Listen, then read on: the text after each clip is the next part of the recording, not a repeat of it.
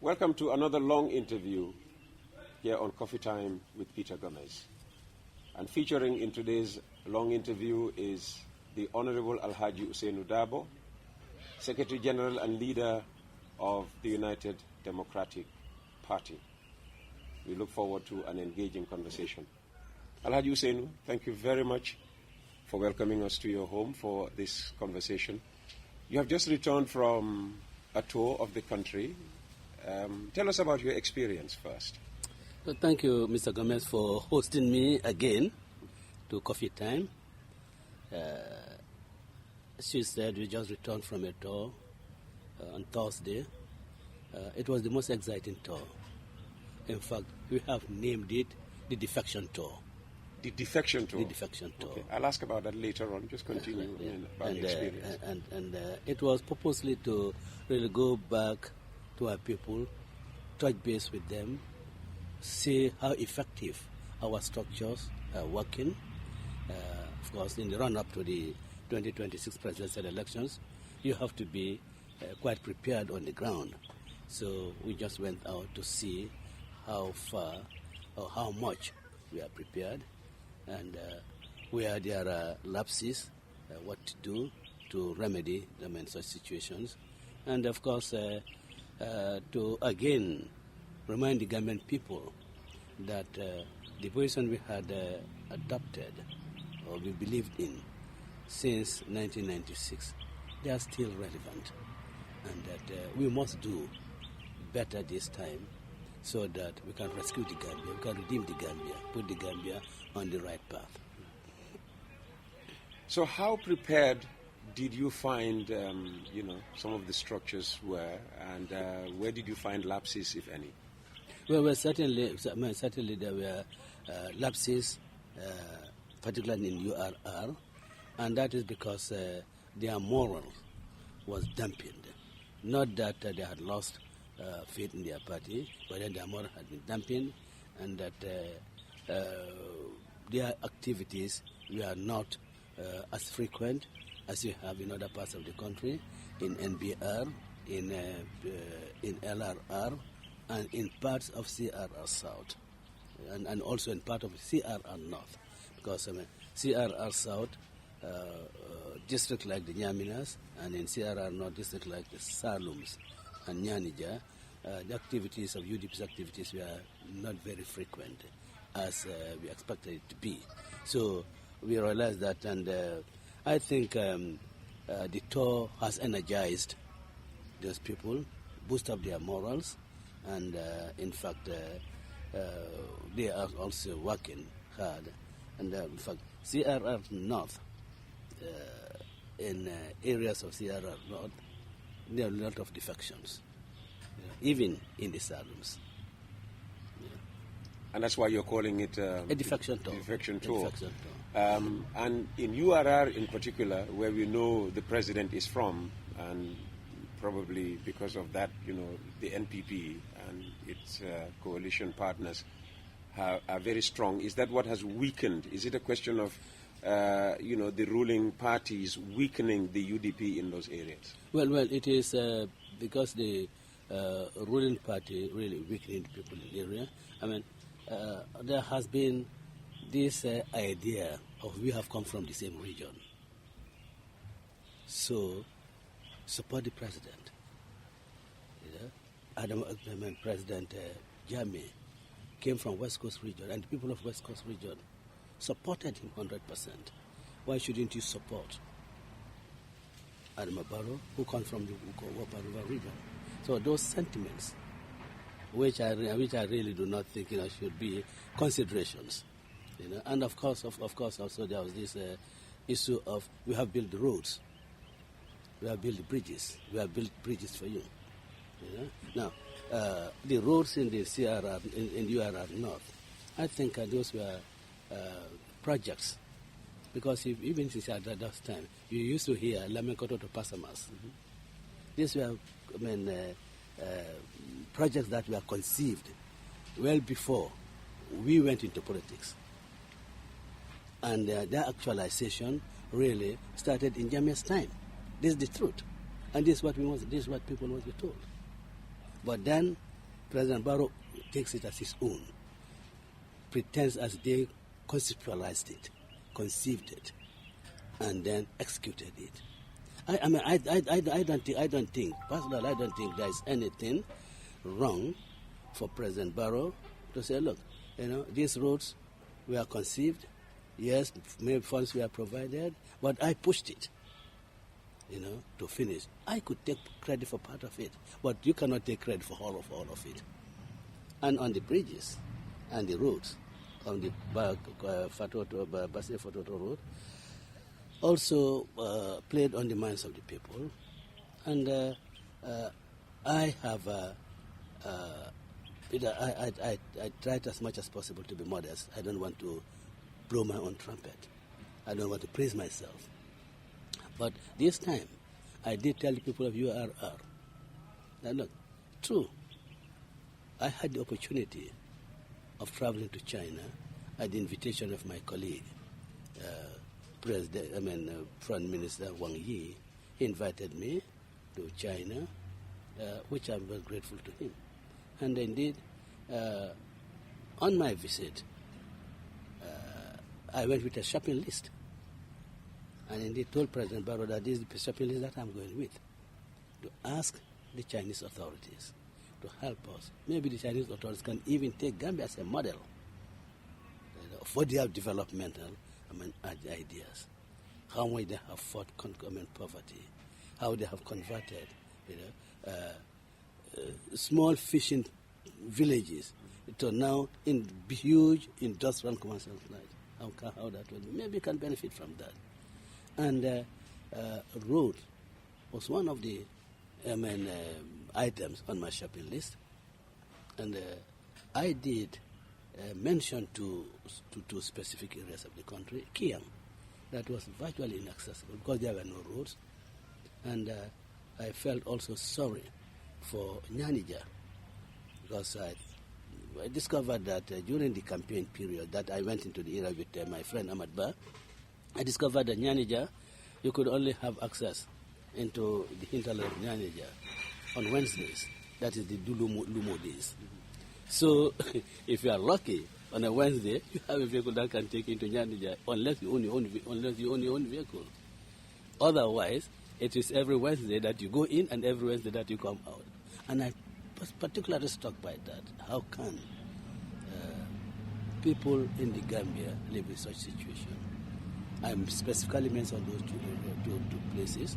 And of course, we are, with God's blessing and the magnanimity of the Chinese authorities, actually to give us this project. And it was taken to URR. Fine. It's for Gambia.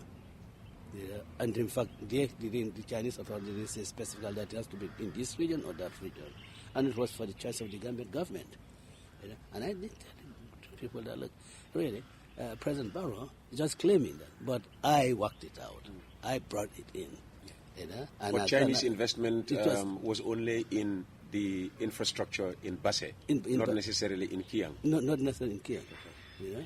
So I said, look, and I asked them, since I left, which minister has gone to bring such a project that is to the Gambian people? Yeah. So these were the things that were weighed on the minds of the people of URR. Yes, we have this road, we have these bridges, especially for Woolly, you can come at 5 a.m. Woolly and Sand, you can come at 5 a.m. and cross. In those days, if the ferry closes, it's bad. In fact, in those days, when we go for campaigns, they would feign a breakdown in the ferry services so that we cannot cross with our vehicles. But now that doesn't happen. So that weighed on them, and they really gave their support to President Barrow. But what is now unacceptable to them is what? A bridge that has been given to the Gambian people gratis. Why should we pay for it? Why should we pay toll? Why should there be toll charges on it? If it was a loan, you want to recover, of course, the loan, then you can ask, you can put toll charges on them. And this is really worrying the people of URR and the people who use the bridge, and they tell you, look, why are they not paying for Denton Bridge? Why are people not paying for Kalaji? Those are valid questions. Yes. But again, the point, could be made that we need to maintain the bridge. Absolutely. And we can't always go to donors to say, well, give us money because the bridge is too old. Absolutely. We need to maintain the bridge. We need to maintain the bridges. There has to be funds for the maintenance of the bridge. Then because the licenses that you pay for, the road tax and all those things,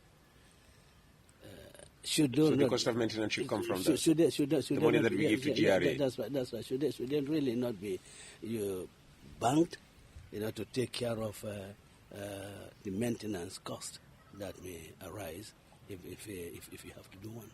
Yeah. So if you say, because Yahya Jammeh came from Kanilai, the West Coast region voted for Yahya Jammeh, Barrow is now from Basse, and the URR is voting Barrow. Is it fair to assume that coming from the LRR, that the LRR is predominantly also Darboe and the UDP? No, I don't come from LRR. You come from? I come from CRR. Of course, from CRR. Banza is in CRR. And of course, I'm not dominant. I do not have dominance in CRR. And so what do you think about this politics of regionalism, if you like? It is bad. Just because Peter Gomez comes from Banjul, he says, well, everybody in Banjul should vote for Peter Gomez. It is not right. It is not right. You have to... How do we overcome it? Because it seems to be etched deep into our politics. Well, we overcome it by the political actors, the politicians, not carrying that type of message to the electorates. Then ask people to vote for you because you come from the same region. Honestly, in 2018,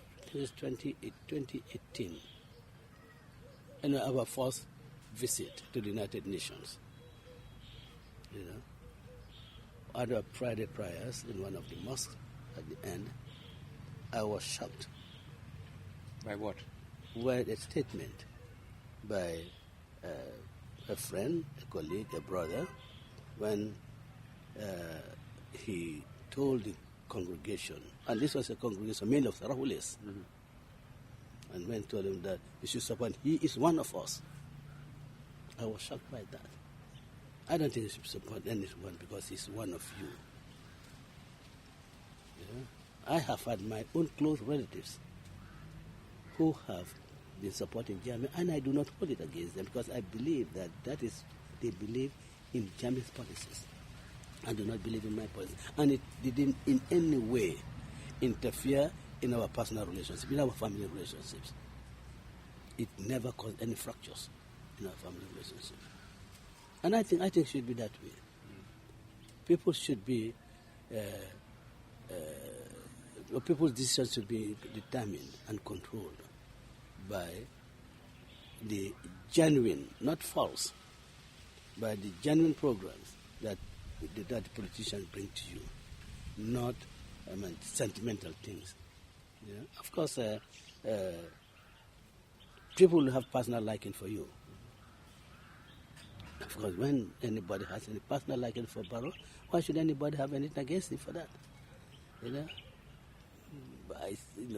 I admire him for this or admire him for that. I think that is okay. But that should not be the matters that should really lead to really the election or selection of a government. Of course, Barrow started life in the UDP as a member of the party. And very often you hear that this tribalist tendency in our politics was actually started and driven by the UDP. And there's a phrase that they throw up all the time, Badia Fasa. I mean, how do you explain this allegation against the UDP? Well, see, this started in Jammeh's time. And that is, they do not have anything to say or contradict our UDP's programs. So, this very, detestable campaign, that's what they embarked on. And indeed, even Jammeh started it before the APRC was formed. It was during the transition period. And banging on tribalism in this country. And there has been no tribalism in this country. No tribalism. I do not know, I'm not aware of any agenda that is driven by Jawara, that is driven by tribal concentrations. Jawara was in fact the biggest unifier in West Africa. And UDP, we was formed with all tribes in it. Wolofs, Ibumane, Ahmad Tal, Ajam Sak, and all those people. Tairu John, Okuta Thomas, Christian Davis, all those people. But then, because they saw, how much UDP was going with this accelerated political ascendancy, they said, look, poison people's mind and say, look, this is a tribalistic party. I am Mandinka. And all other political parties in this country are led by people who belong to other ethnic groups.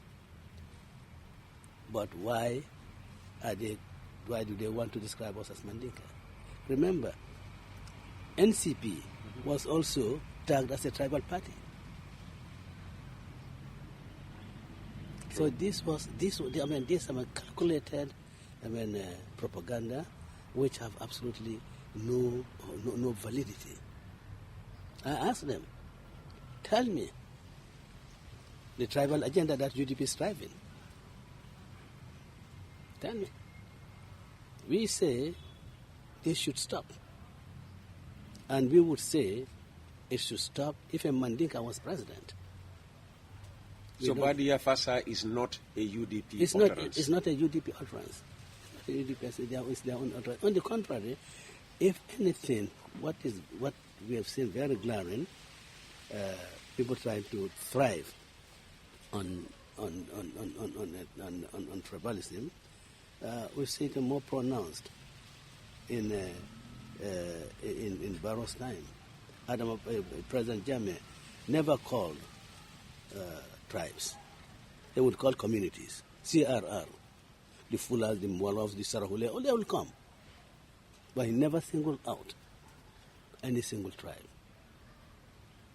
What about the famous statement read on television targeting Mandinkas? Of course. Again,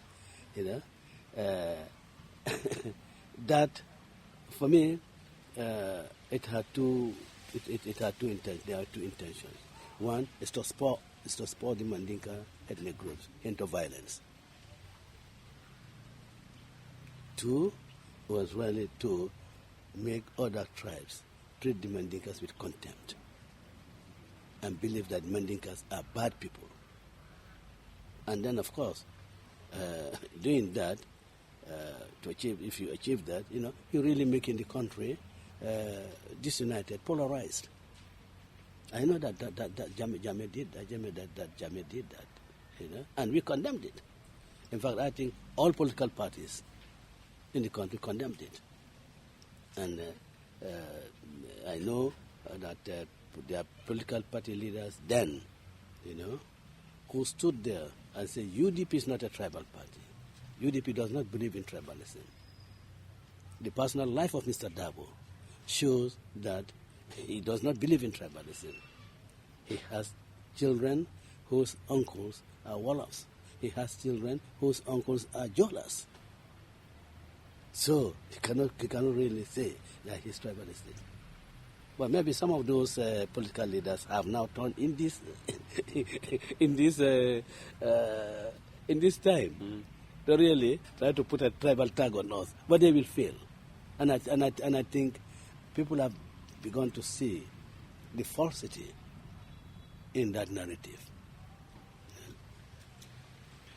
So how do you interpret the president's reported private conversation during his tour with Mandinka communities, where he lamented the fact that Mandinkas in that particular area have tended to always vote opposition?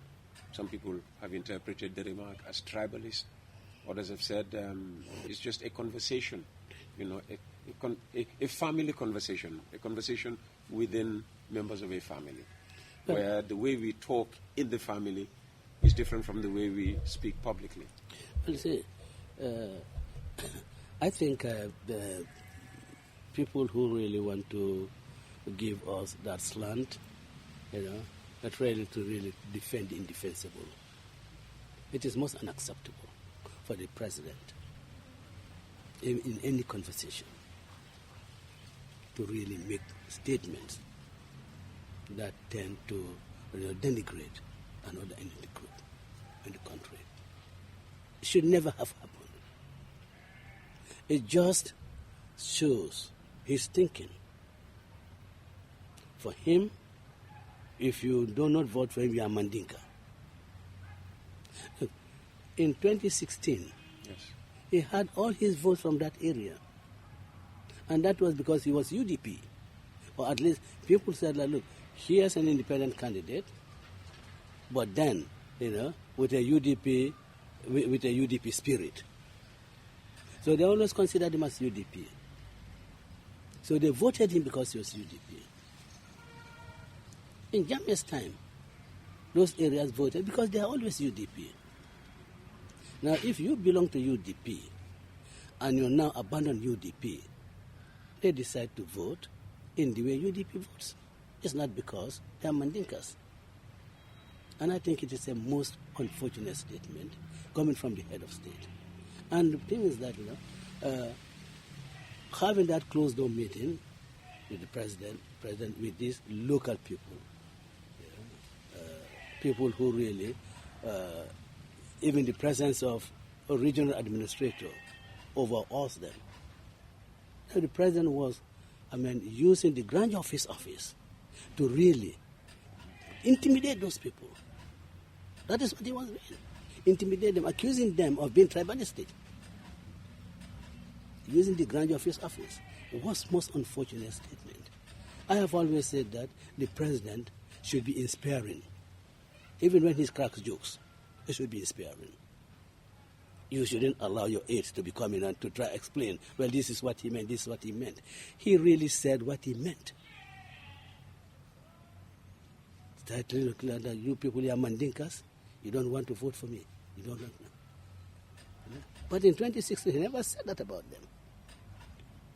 And I have never, and I will never say that those people who voted for me in areas that are predominantly other ethnic groups, I wouldn't say that they voted because they are not Mandinkas. I say because they probably do not appreciate and understand the programs I'm presenting to them. So I have a lot to do to convince them to accept my programs. Did you meet these people as part of your tour? These people? Where he made these... how did you counter the narrative? Oh yes. In LRR, yes. No, in LRR, no, I really try as much as to avoid, because we do not want this kind of discourse to dominate. You don't want to stoke emotions. We don't want this kind of discourse, this kind of discourse to dominate our political activities. It's not right, because you will not be setting a good precedent. Yeah, you're not setting a good precedent. I mean, you must have said something, to assure them, to reassure them. No, I have said, look, you vote for UDP, because UDP is not a party that is based on tribe. UDP is for every tribe, irrespective of your region. Yeah, certainly. And I said that they must ignore those type of things. And I said that, look, you must not go to the Gambian, to the Mandinka community and try to make statements that appear to be really a bit disrespectful. And that you should be respectful not only to Mandinka, but to every community. Not only to the Mandinka, but to every community, particularly elders.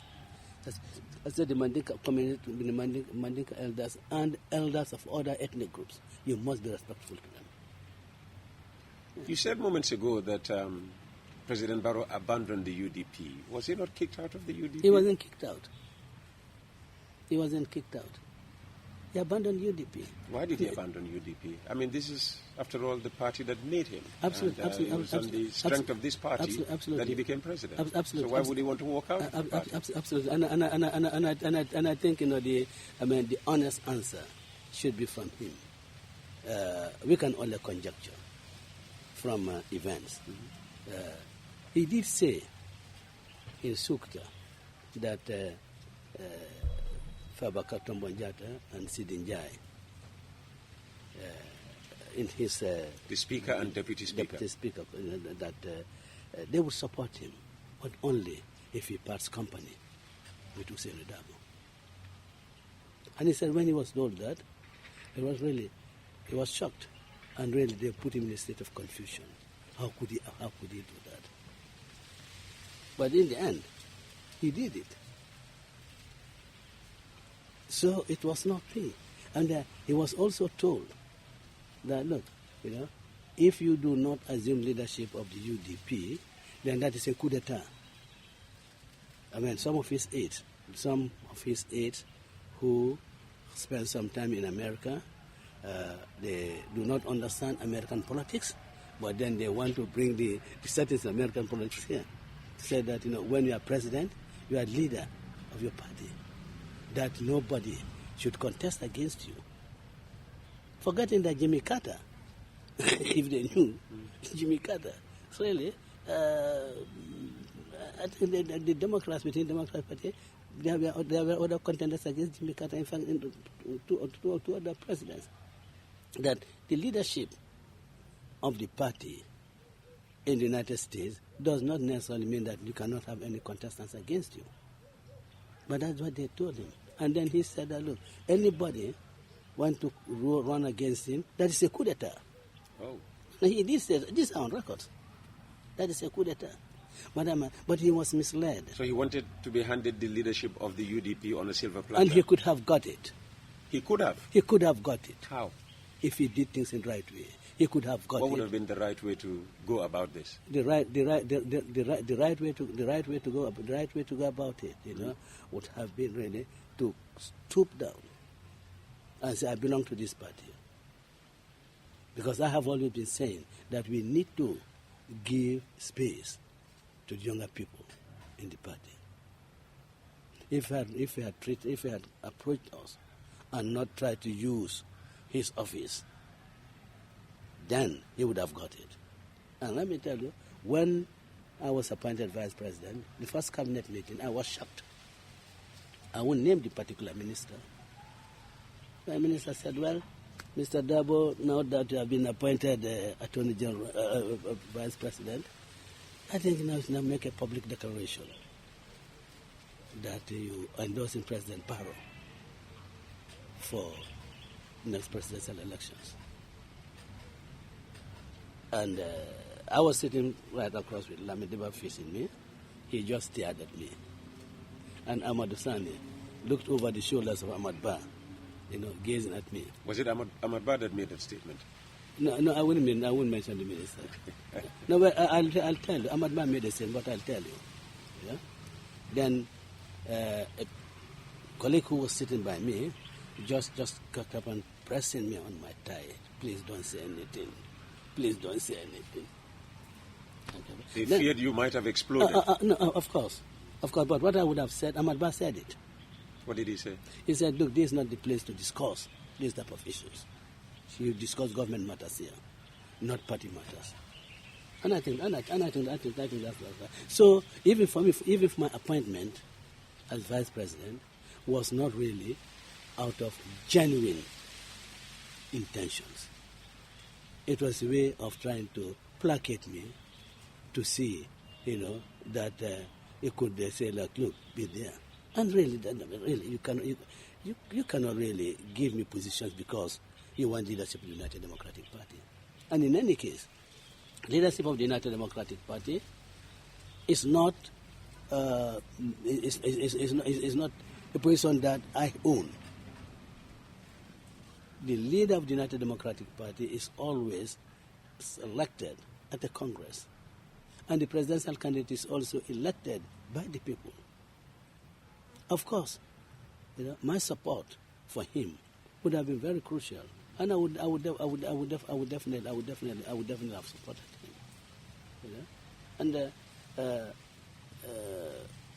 we got people. I didn't talk to him personally. I got people to say, look, you're after a 5-year term. Maybe you should go to university. Read economics. Read some of the developments that will really, get you on very good grounding, so that even your advisors, if they come and advise on certain matters, you'll be able to really challenge them by putting questions to them. So that you are not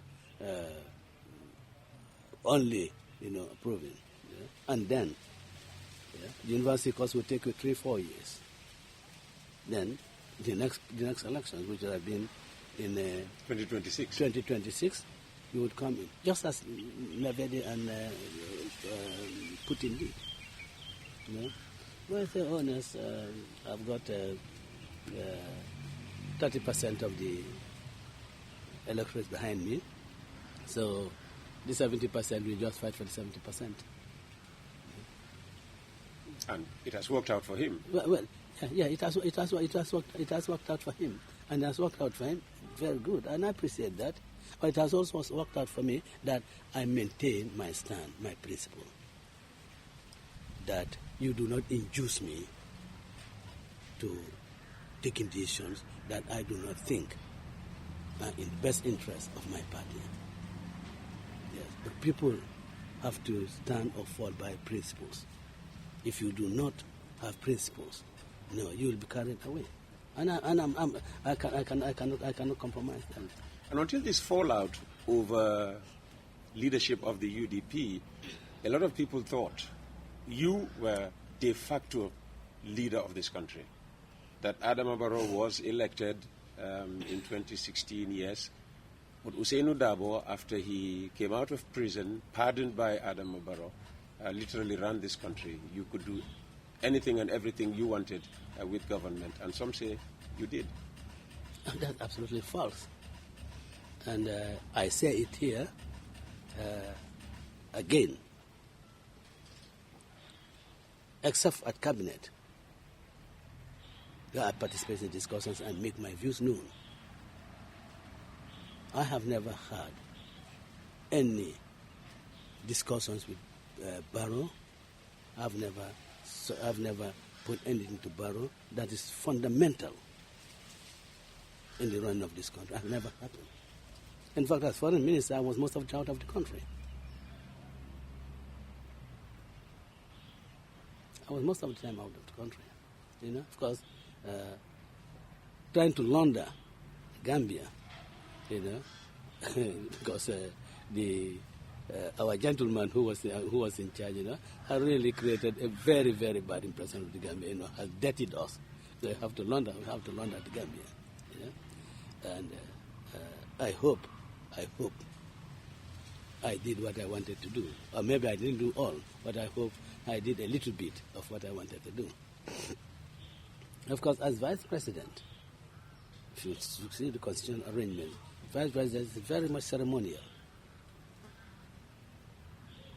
It's very much ceremonial. Why did you take the job then? when it was given you could have said, well, I'm more effective as a foreign minister than, being taken to a position where I wouldn't be much effective. Well, if I've never thought of that, but then pointed that, the president, he chooses, in what capacity he wants you to serve with his cabinet. So I couldn't make. It's not in me, or it's not for me to make a choice to say that. Well, you have me foreign minister. That's what I want to take me to a more effective ministry. Probably in Jawara's time, vice president had some executive functions, because I think the vice presidents used to carry some other ministers. Like I think Honorable B Darboe was vice president as well as Minister of Education. Yes. Yeah? And I think Hassan Musa Kamara was also carried another portfolio. Yeah? So really, for me, the vice presidency, should really have some executive role. You have some satellite institutions, population, Office of the Population Control, NANA, and all those. National Disaster Management. National Disaster Management Control. Yeah, you have those satellites, satellite institutions, under the vice presidency. But then the sort of executive powers that one would think the vice president would have, that, for me, it was non-existent, and I didn't go out to grab it. There were occasions when the president was away, I left for him to take decisions. In this country, you would contact him wherever he was in the world. In fact, I'll contact him. If I'll contact him on an issue, I would contact. I'll tell an issue on which I contacted him. You see, the way I was reading the happenings on the political scene and utterances on the political scene, I advised myself that you should be very careful. Otherwise, the allegations that you want to, you are power hungry, you want to do this, you want to do that, is going to stick. So I made sure that I didn't do anything that would appear to be presidential. That this to take it, that the president would take. I made sure that I didn't do that. Because I knew the forces that we are working against me. I knew the destructive forces between us. And any such move, they will say, well, you see, we told you. You see this man, you see what he's doing? He's just too ambitious. He just wants to be president. That's why he's doing this. Those allegations were made irrespective of you doing your best, apparently, to make sure that they were never made. Because after you left, that was the allegation, that you were undermining his presidency. That's right. And fortunately for me, nobody has come out to say this is what he has done to undermine the president. I know that he was told that I had a group of people whom I'm propping up, who I want to rely on, and single out Sheriff Gomez as being part of the group. I'm happy that Sheriff Gomez, whom they thought was very much anti-UDP, anti-Barrow, I'm happy today he is doing good services with the security sector reform. I'm really happy about that. But then, he was one of the people pointed at to say, well, you see how much he's doing to undermine you. He has this man there. And I did tell the president that, of course, they should also have told you that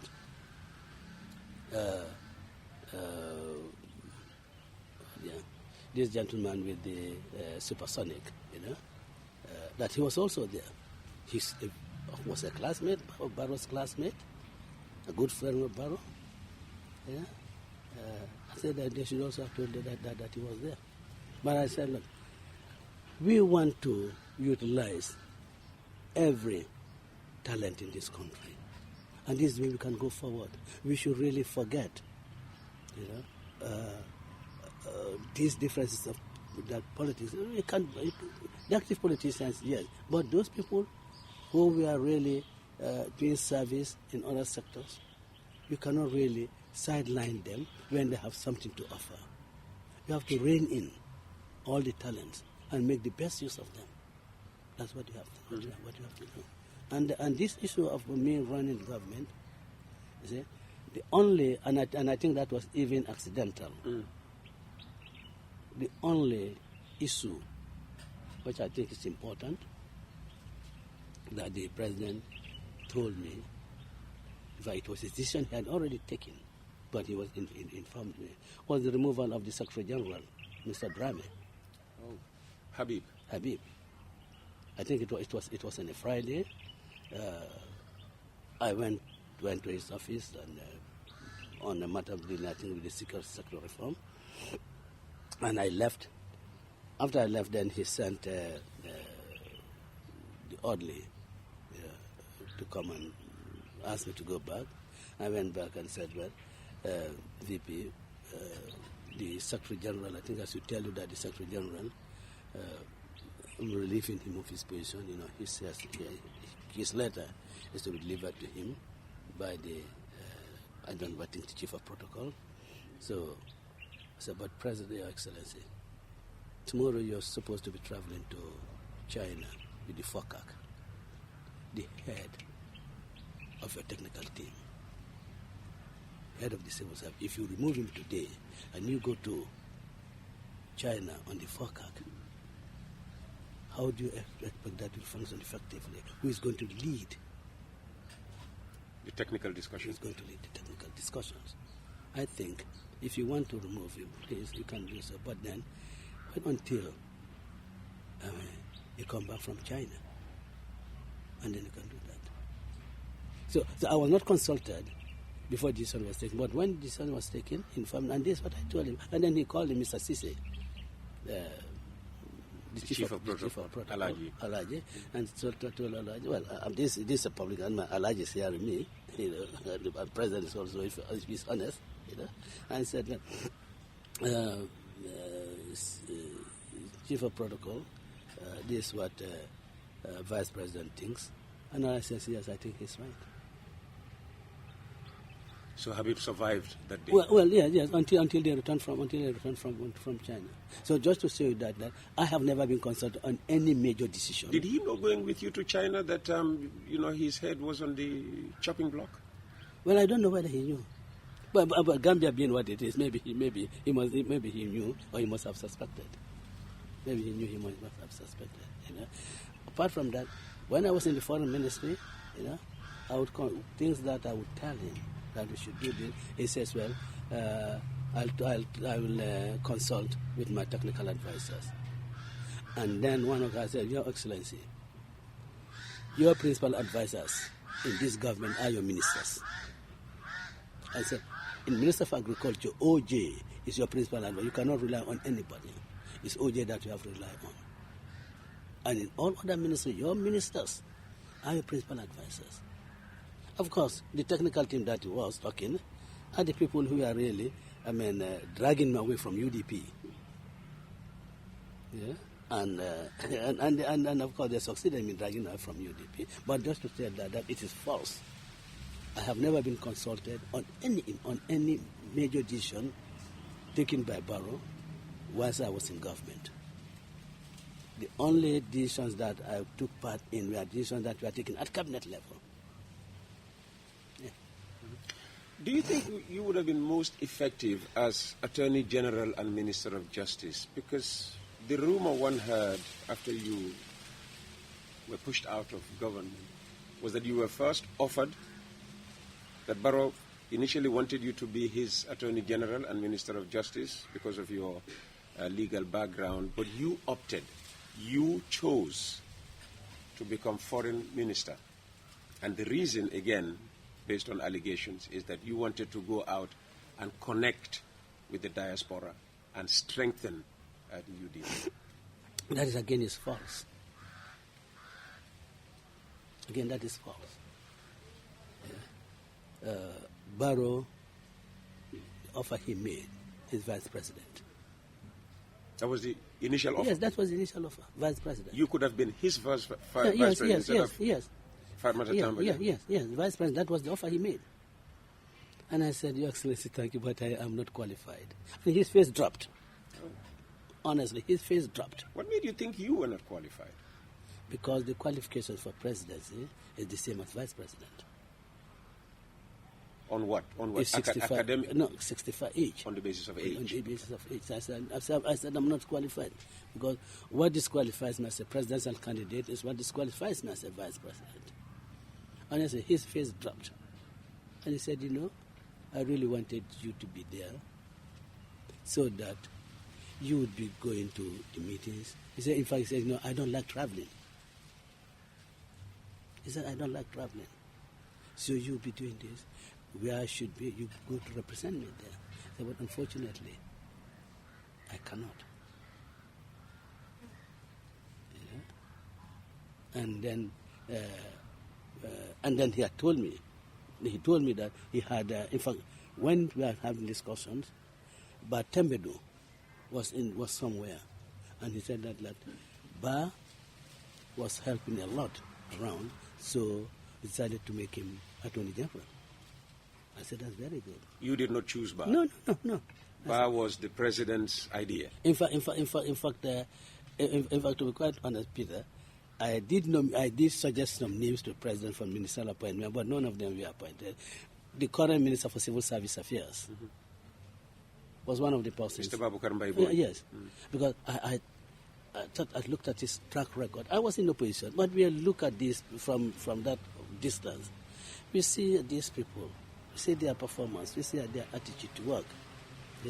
And I said I thought he would be a wonderful minister, for higher education. And I thought that, look, Adelaide Sose would be a good minister for low and basic education. Basic and secondary. Basic and secondary education. I think these are two good people who would be there. And of course, our Alkali Conte. I said I think he would be a good minister for tourism. And Ibrahim Asila, I thought he would be a good press officer for the office of the president. Not Minister of Information. Not Minister of Information, but and all the suggestions I made to him for appointment, none of them were no. So it's false when they say these things. It is false. It's all try to make me look bad and try to make Barrow a saint. And then I'm the demon. That he was doing everything. And didn't I hear one of them say, you're going to do that like that, so you're going to suffer. But then, I realized that, really, in politics, demonizing your opponent, is probably thought to be one of the best things to do for your survival. Giving credit, to your opponent is thought to be really self-destructive, and I don't think it should be. You can still give credit to your opponent for anything that is done. If there's any qualifier, you can qualify it, but you cannot continue demonizing, unless, of course, if your opponent continues to do things that really warrant him being demonized all the time. The NPP, as you say, would be listening to this keenly. Yeah. And hearing you say that demonizing your opposition, for the sake of politics, is not right. They would say, well, that's exactly what the UDP does. The UDP never has, a good word to say about the NPP. How would you respond to that? Well, they would say, well, look at all the road infrastructure that we have brought in. We have said, look here, roads are important. But do you give them credit for that? Do you say, well, the NPP, they have done well, President Barrow has done well? No, we have said yes, roads have been constructed. Yes, this is good for development, but the fundamental things that you have to address first is the living conditions of the people. You want to address the health system adequately. You want to address the education sector, adequately. You want to address the agricultural sector adequately. The human capital, that's actually, look, build that. And then these others will follow. And of course, the Gambian people should now realize that building roads and so forth is not what the population should really be wanting all the time. So if roads are so important, if bridges are so important, Abdoulaye Wade would never have lost the elections in Senegal. What he did from Dakar to Touba, Macky Sall, the Funjunju, bridge, and other infrastructural development, the stadia, all these are what infrastructure that we see.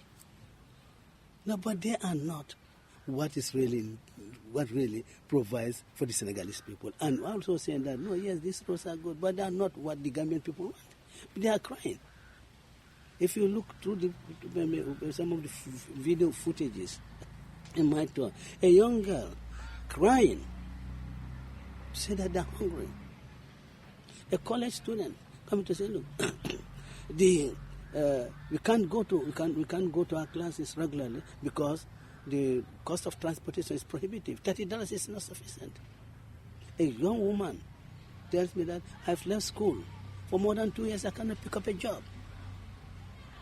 This you hear them in videos. These are really the basic things that you have to address, and then come onto the roads. Nobody would say that roads should not be constructed. They should be. It's a question of whether prioritizing. You mentioned the cost of living. What will the UDP government do about the cost of living? I mean, how would you tackle it? And how is the party using it to its advantage in the build-up to 2026? Well, you see, because the cost of living, we don't talk much about it. It's the ordinary people themselves who talk about it. Yeah, but shouldn't you be talking about it? Well, we should. Because if you come into government and the cost of living has not been solved. What I'm saying is that we are not using it as a campaign tool. The people themselves have realized it. And what we tell them is, what do we do now to make sure that you have a government that addresses this issue of the cost of living? Look, Peter, yeah. I think really if you direct our resources into agriculture, into food production, and I tell people that when you say food production, it's just not rice. Corn, maize, coos, findi. All these should be part of our food security agenda. Rice, yes, is the staple food. But now, with this age of, diabetes, you have to have other types of, food alternative that really assures you that at least you reasonably assures you that you will not, suffer from diabetes. Yeah? So we need to really invest in agriculture. Now, when I left Janjambure to go to Bansang, I looked on the right-hand side, this huge expanse of rice field. Nothing is happening there. I spent the night in Kuntauru. Huge expanse of rice. Nothing is happening there. I thought that we should really focus more on food production. Let us divert, or let us apply a huge portion of our resources into agriculture, so that we can be food self-sufficient. And I said, look, we should have a program, targeted production, so that every year you target a certain quantity of tonnage of rice, and you gradually, of course, measure it up to your imports, how much you import every year, so that in 5 years, maybe if you do so, in 5 years, you would have graduated to the level that you import every year. And then you could advance so that you can export. Yeah? Nigeria, they eat a lot of rice. You know? And they also need, they're also not self-sufficient in rice. So you can import. So we could export you can export to them. This is what you should do. And I did congratulate the government for really the help that is given to JA oil. And I think this should be encouraged. Have you been to see his farm? No, I have not. I have not been because, if I go there, they would not see that. They would think that these politicians. You think he wouldn't let you, into his farms just because he doesn't want to be associated with the opposition? I'm not sure that will be. But should business people take sides? Let me ask you that question. Should business people take sides? Well, people say, well, as a businessman, you have to hedge your bets. You have to be seen to support every party. Well, it is. I think it is only in Gambia that I see business people refusing to take part. I mean, in Nigeria, business people take part. Yeah. I mean, other places, business people take part. In America, Elon Musk. Yes, business people take part. You don't take part. They take sides. I mean, you support. Yeah. You support the program, even the program that you support. If it's that party deviating from the program, you abandon them. Because I've cited you because I believe in this program. But would you like to visit Jazz Farm? Of course, I would like to visit it. Yeah, but I have personally decided not to because I do not want anyone to try to say, this man is UDP. Because if I go to visit his farm, they would extend to me all the courtesies. Well, you've been to my radio and nobody is saying I am UDP. Well, hopefully. That is what you think. That's what I think. That's what you think. That is what you think. We're talking to Alhaji Ousainou Darboe. We asked our listeners to send in questions, and I have three ones that I want to read to you. Ibrahim Akoli in Spain wants to know what your position on ECOMIG, the ECOWAS military intervention force in the Gambia, is. He also wants to know what you think about the dominance of the CFA over the Gambian Dalasi. And last but not least, he wants you to know that he's never voted UDP, but in 2026, he swears he will vote UDP. Oh. Ibrahim Akoli in Spain. Well, Ibrahim, thank you very much for really guaranteeing me a vote in 2026. I thank you very much for that. You see, my view about the dominance of the Dalasi, the CFA against the Dalasi, is because of the weak state of our economy, the weak state of our currency. I hear minister say that because the CFA is pegged up to the euro, and that is why, and our Dalasi is not competing favorably against the CFA. I agree that CFA is pegged to the euro. But you see, Peter, there was a time when CFA was pegged to the French franc, not euro, but to the French franc. Yes. And the Dalasi was doing very, very well. Yes. Yes. It is because of the lack of fiscal discipline, because of the wastages that we are getting in. That is why our currency is losing value every day against not only CFA but all other major currencies. And it is sad. It is one of the factors that contributes, to this high cost of living in the country. Because if a businessman, brings in consignment of rice, and at the time of the purchase of the rice of the consignment, the ratio of the dollar to Dalasi is 50. Now at the time of payment, it now goes to 52. I mean, what do you expect? Yeah, you will look for an extra $2. That's right. For every that's right.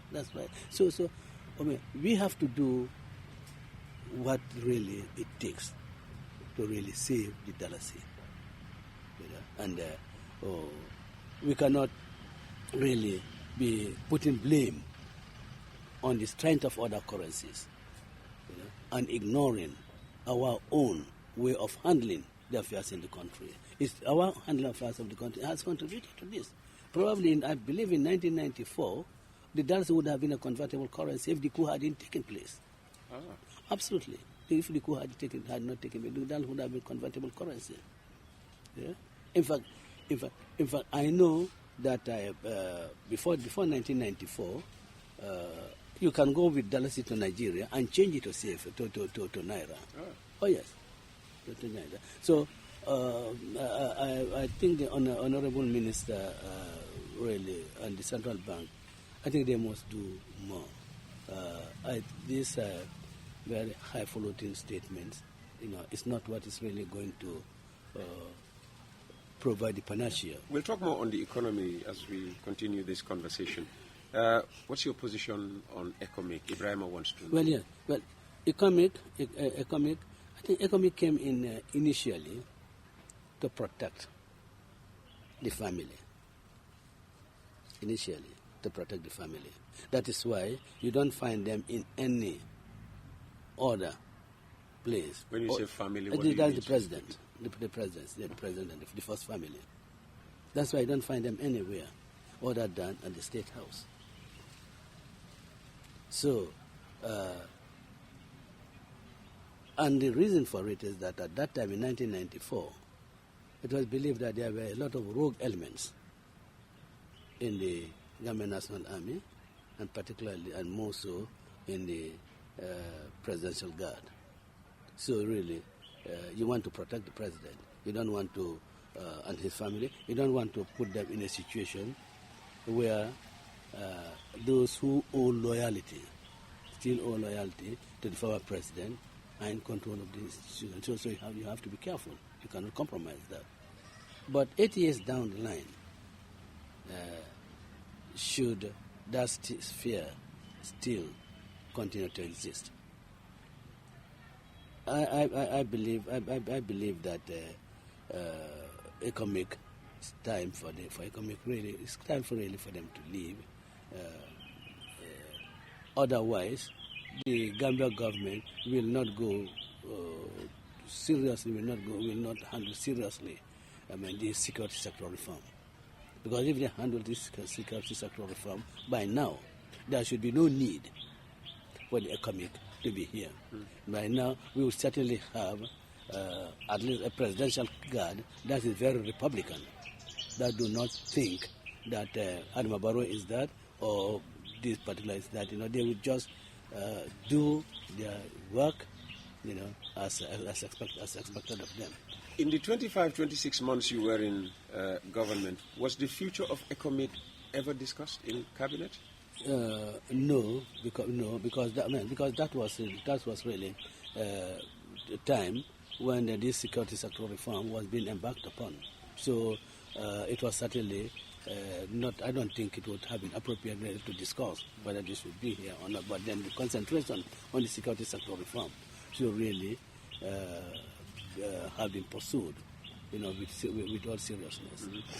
And taking advantage of Ibrahima's question, which touched on the economy by talking about the Dalasi against the CFA, what do you think of the 2025 budget? You hear all sorts of opinion on the 2025 budget.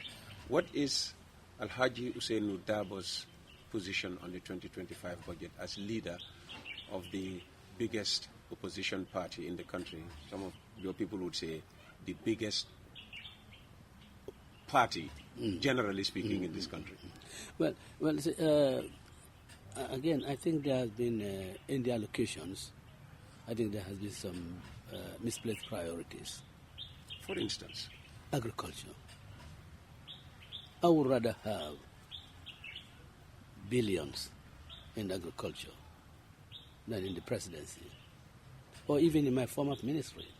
Because I say in this, the draft I saw, I said that, embassies were being opened in places, I think in Germany, in Japan, and so forth, when we should really be thinking of reducing the embassies.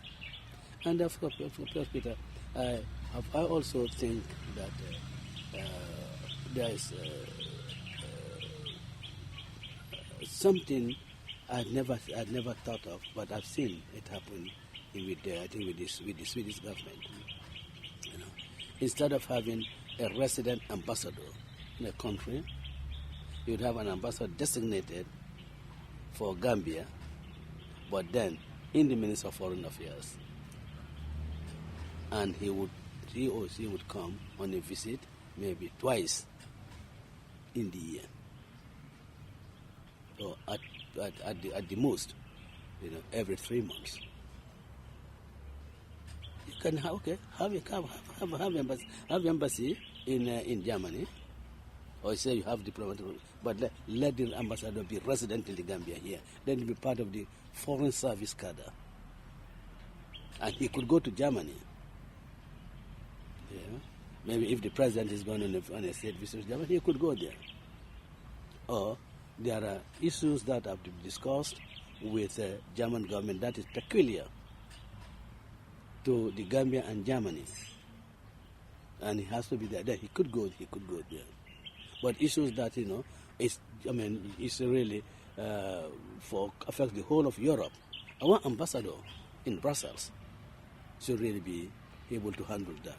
Even we should be able to handle that. So I don't think really.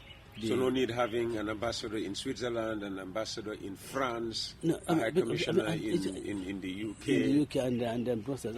Because France, Geneva and Brussels. I think that you're suggesting that Brussels can handle the whole of Europe. The whole of Europe. I don't know whether the arrangement still persists. But when I was there for Switzerland, the Swiss government undertook to foot some of our expenses in terms of the office accommodation and rents. Just some, not all of it. Not all of it. Not all of it. Yeah. Okay. So apart from, if we were to You'll make great savings on foreign affairs. I would savings, and also on the presidency, on the presidency. Yeah? Also on the presidency. I mean, what? Let me say, what is the return that Gambia realizes from the huge amount of money that's given to the president's office? What returns will the Gambian realize from it? But in agriculture, you certainly will realize a lot. So,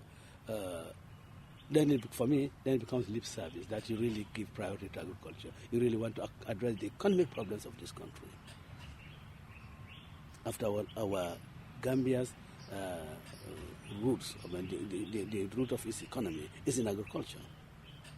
So we really have to do a lot, not only to expand its productive capacity, but also to make sure that you have variety of exportable commodities. And that's what we need to do. There's more money in this budget, the 2025 budget, for the Meet the People tour. How does that make you feel? I did address the Gambian people on that. That for the last, the just concluded Meet the People's tour have 30 million, and the expected one in 2025, 45 million. I heard people cry for boreholes that they don't have water. They say there will be minimum 55 boreholes sunk. In total, you're looking at 82. I had the government spokesman give me a breakdown of the number they're going to sink in 2025. Well, haven't you have them say that we are going to do this, we are going to do that? And then when you draw their attention to their wasteful expenditure, they come and tell, but we are going to do this, we are going to do that. Let us see what happens in 2025. Look, for the past 22 years, in fact, for Jamia's time and this time. You're talking 30 years then? 30 years. Is it pardonable for any community in the Gambia to say that we don't have water? And in fact, an elderly person said that, look, some of us haven't bathed this morning because we don't have water. Oh, wow. I mean, that is not acceptable. Why put $45 million into this wasteful tour? Oh, the tour is wasteful. It's wasteful because it's all. Yeah, in fact, the state is funding the NPP campaign machinery. Oh, that is what they are doing. It's more politics It's than more politics. consultation with farmers. It's more with consulting farmers. And I have promised the Gambian people that when UDP comes in, it's not if, it's when. It's when the UDP comes in. I mean, we will have a tour, not only meet the farmers, but listen to the farmers, listen to the Gambians. And all these ministers that go on will not be there. Look, let us be quiet. Let us be. Quite truthful. Is it necessary for all the ministers to go there? In every region, in fact, the most important sectors in the provinces, in all regions, you have directors. You have regional directors of agriculture. You have regional directors of agriculture in all the regions. You have regional directors of education in all the regions. You have regional directors for health in all the regions. And also the health facilities, the heads of the health facilities. Are those people not in a position, together with the president, to go on this tour and listen to the concerns of the people? And then they are the technicians, the directors are technicians, they listen to this problem. And when every night, you have a retreat, go over those problems and see how to solve them.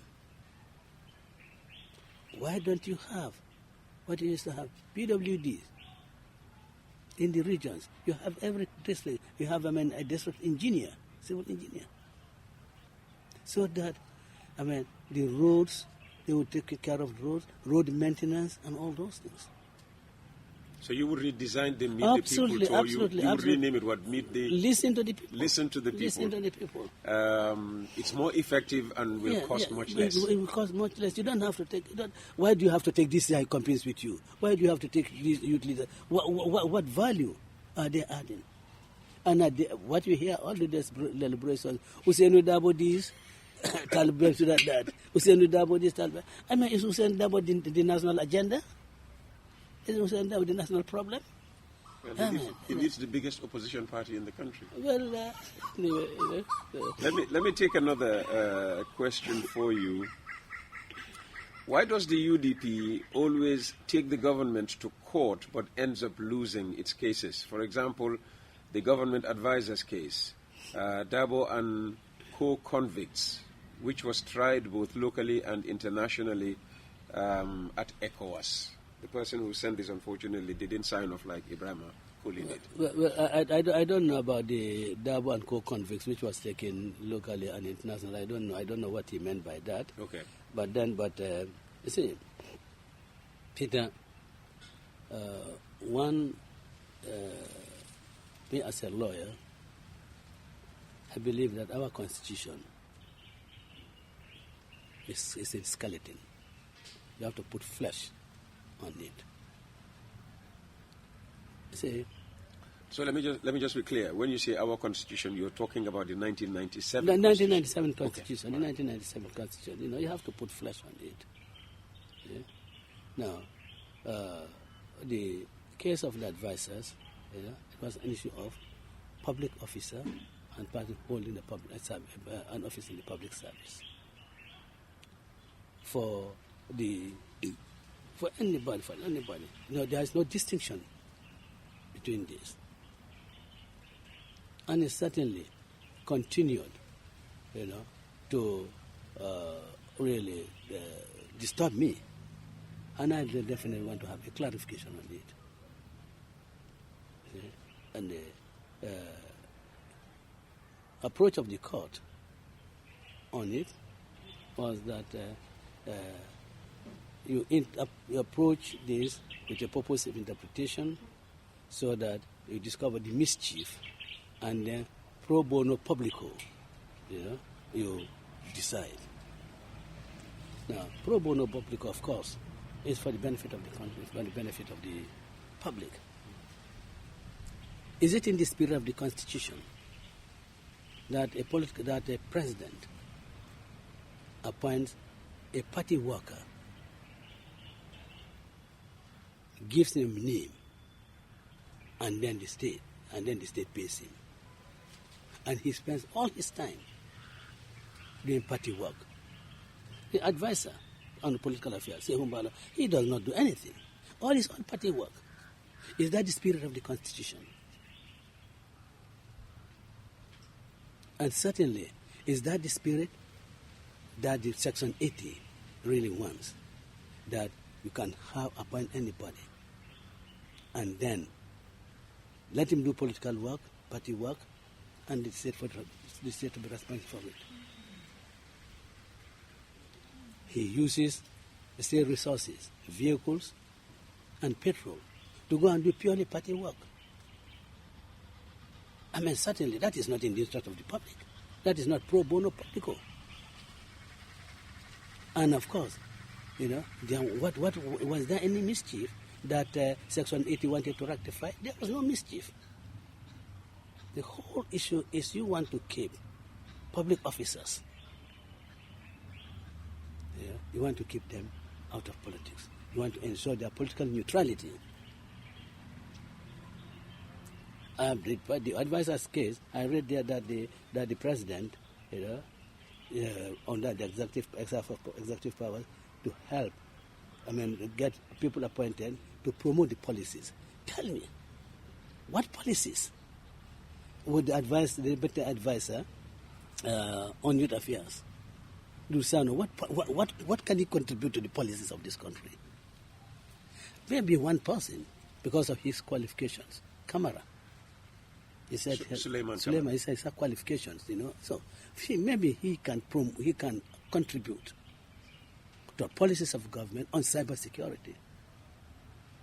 But other than that, all these people, it's all political patronage. And the saddest thing about it is opening up an avenue for any rogue government to really stuff, the services with quote-unquote persons holding public office and yet doing purely political work. I can assure you that a UDP government will not do that. UDP government can have advisors, but will be top-notch people. Some of the people are here on your program.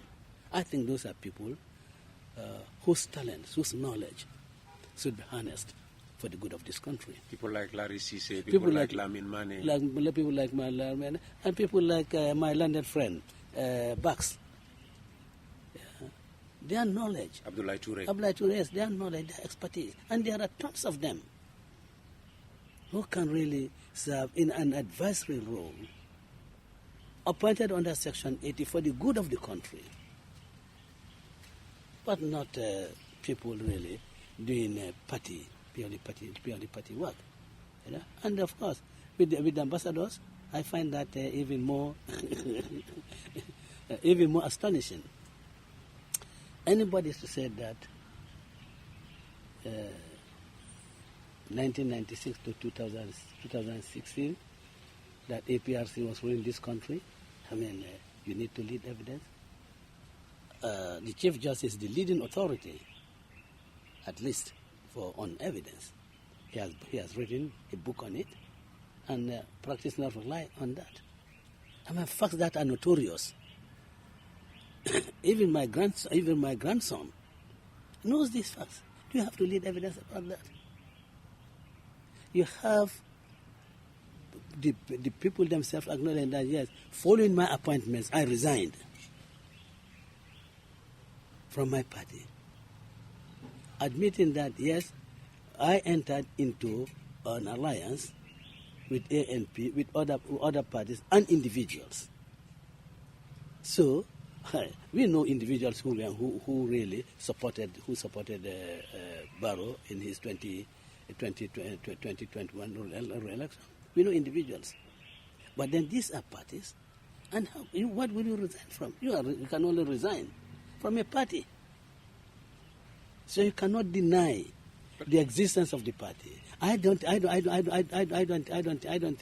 really the judges read, especially the ambassadors. I don't think they really read the documents. In fact, during the address, I picked up the Standard newspaper where Amul Nyasi announced that Fatimata Jahumpa Sise had resigned as secretary of the Secretary General of the party. And I was in the course of that submission, my submission on that, I wanted to make a statement, and of course one of the judges said, "But are you trying to deny what is published in this paper?" I said, "No, my lords. I just wanted to give an additional reason why he's not qualified." But you see, in the face of it all, I think this will be for the academics.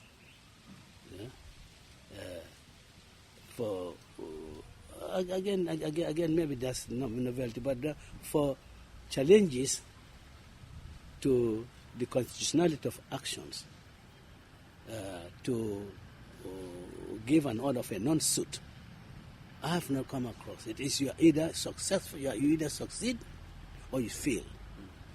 But then to say that you are non-suited so that you have an opportunity to come back, in constitutional litigations, this is the first time I'm seeing it. Although I do not claim to know the practice or throughout the world, the global practice throughout the world. But this is the first time I'm seeing it, and for me, it's rather strange. And certainly, I believe that look, to dismiss this action would just be too much, especially on those grounds that no evidence that that the Bojan's party is a political party, is registered a political party.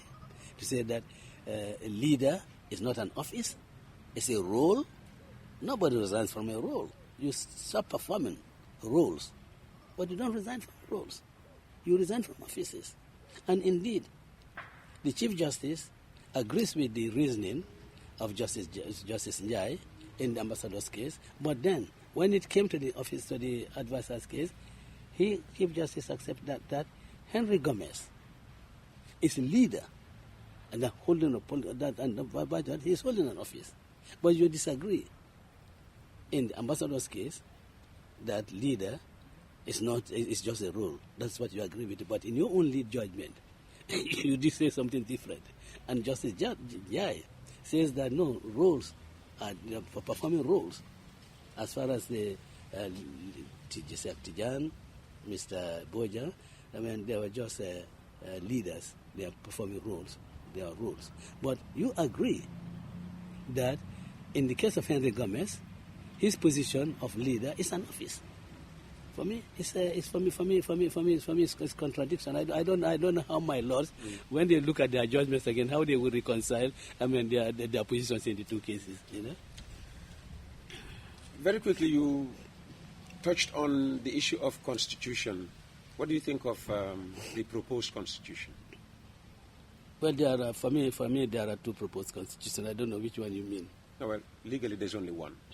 The 2021 was defeated. That's not on the cards anymore. There's only the one submitted by the Barrow cabinet, or the one that is referred to as 2024 draft. Oh no, well, okay. That one we refer to it as the Barrow draft. I think that's constitution is really a joke. I think it's an insult to the Gambian people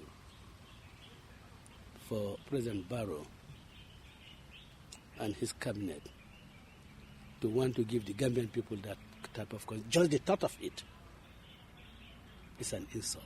I'll just give you one instance. Our fight is against corruption. All the things that we are saying say that corruption must stop in the country.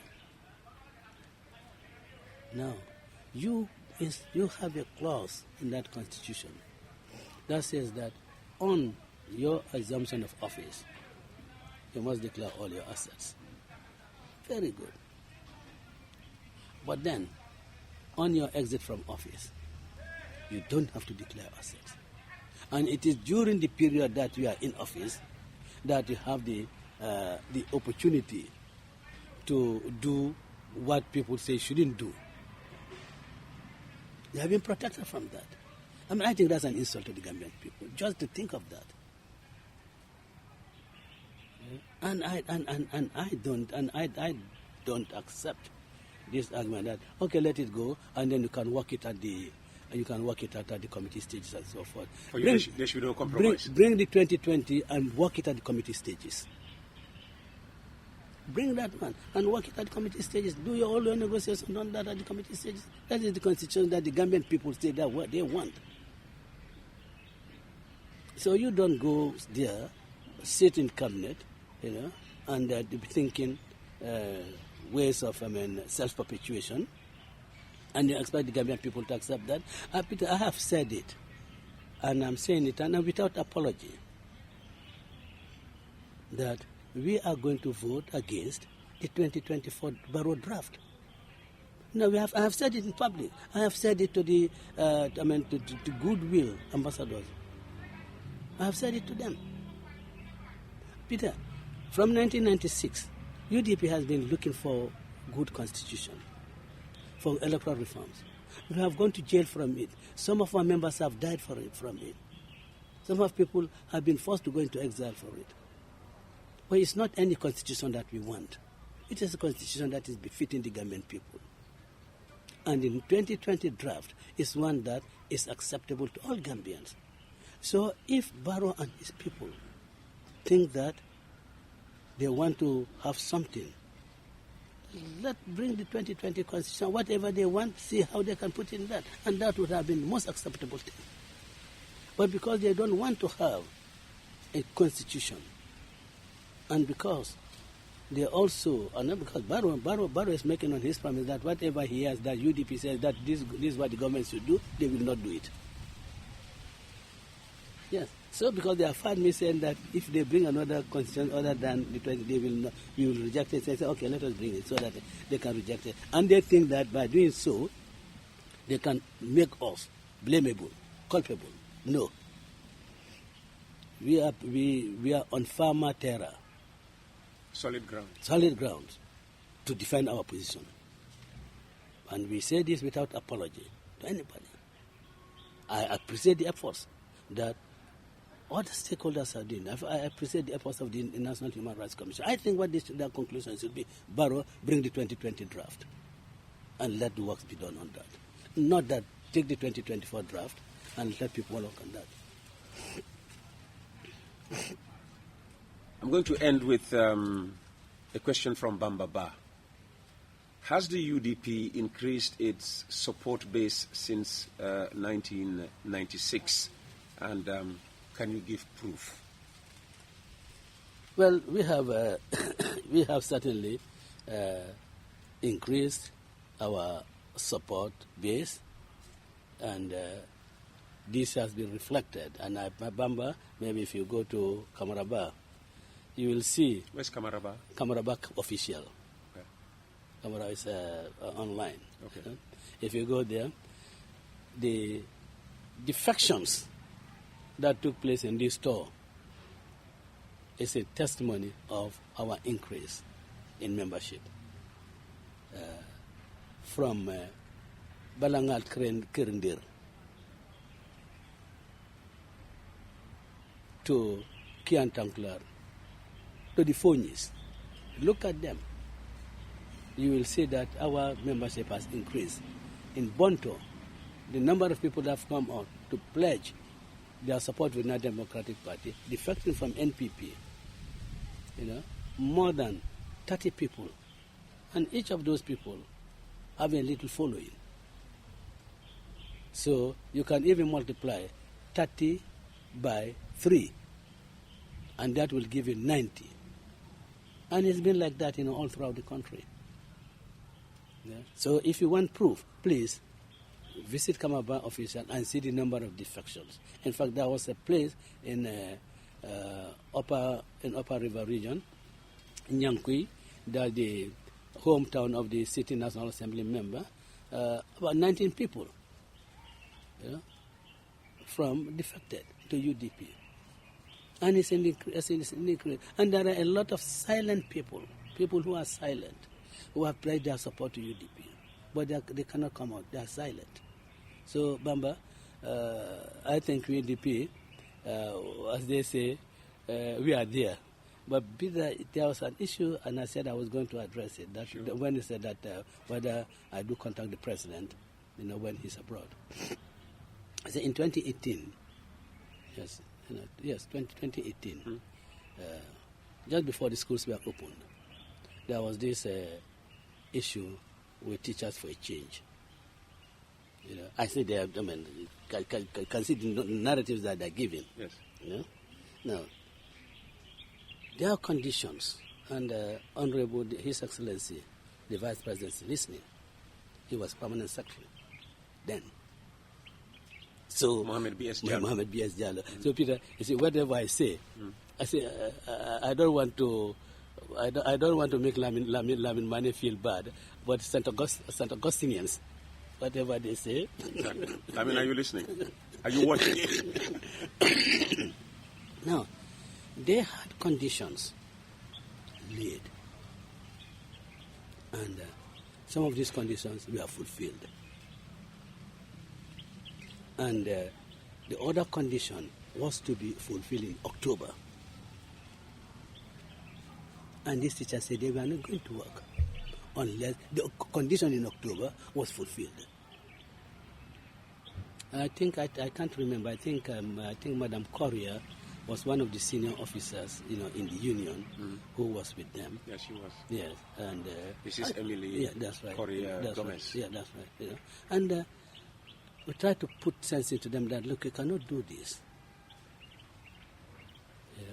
You have to go back to school. The conditions that will be fulfilled in October, come October, they are not fulfilled. You are entitled to take any course of action, but not now. It's premature. They insisted. And some of them, young people, I don't blame them, I mean, their adrenaline was high, yes. So they can say anything, they can behave anything, And I consulted with the president. I said, this is the situation. But I am assured that if these people, their number is not much, if they decide not to go to work, we can fall back on the retired teachers who are available so that our kids do not suffer. They'll go to school and they will find teachers available. Honorable His Excellency Mohammed B.S. Jallo is listening. And in fact, the question I posed to him, and he said, yes, we could have. And I consulted the president. I said, please go ahead. And then I told the teachers that, look, you have to go to work. And we do not want to put in motion the procedures that the Public Service Commission regulations allows us to do, to ask you to give reasons why you have been absent from work to the tutor. We do not want that. Please, go back to work. And I said that some of you are on scholarship. You do not want to lose your scholars because if you do not go to work, if you are no longer in the teaching service, you will lose your scholarship, and you don't want to know that. And there was a particular gentleman who was talking about this, how the hardship allowance. And I said, look, you shouldn't be talking about hardship allowance because where you come from, the provinces. You shouldn't be talking about that. I said, look, teachers left Banjul here to go and teach us in the provinces. They didn't ask for hardship allowance. Why must you be asking for hardship allowance to go to your own community to teach them. You know? I told him not. I told him that ita bukamadu. That was shameless. Because you want to be patriotic, you want to give back to your community. You know, I mean, you take me to Bansan Odobo. I say, look, I want you to do something for me so that I can go and serve my own community. I thought that was unpatriotic. So I consulted the president and said, look, if, whatever is to be done since this, go ahead. Yeah. And that was how you solved the problem. That's right. The vice president is listening to me. Yeah. And we thought that we should solve that. And government has to be decisive. Yeah. You really don't conduct affairs of the government because you want to satisfy Peter Gomez. Yeah. No, you want to conduct affairs of government in a way that is for the benefit of the entire country. For the common good. For the common good. Yeah. Honorable Alhaji Ousainou Darboe, we wanted 1 hour with you.